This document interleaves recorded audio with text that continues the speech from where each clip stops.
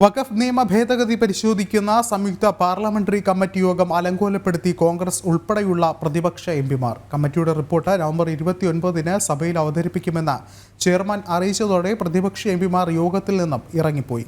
കമ്മിറ്റിയുടെ കാലാവധി നീട്ടി നൽകണമെന്ന് BJP എംപി നിഷികാന്ത് ദുബെ ആവശ്യപ്പെട്ടു.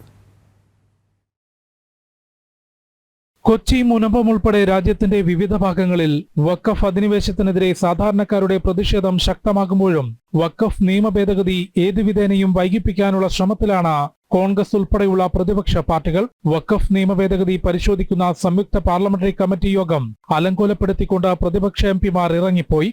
കമ്മിറ്റിയുടെ റിപ്പോർട്ട് ഈ മാസം 29-ന് പാർലമെന്റിൽ അവതരിപ്പിക്കുമെന്ന് ചെയർമാൻ ജഗദാംബിക പാൽ അറിയിച്ചതോടെയാണ് പ്രതിപക്ഷ എംപിമാർ ഇറങ്ങിപ്പോയത്.